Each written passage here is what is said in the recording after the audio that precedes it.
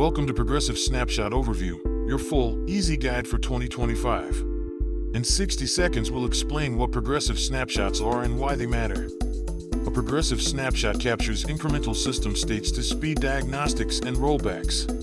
Think of it as lightweight checkpoints that track changes over time. Step 1. Configure snapshot intervals to match your recovery objectives. Step 2. Choose storage tiers for performance and cost balance.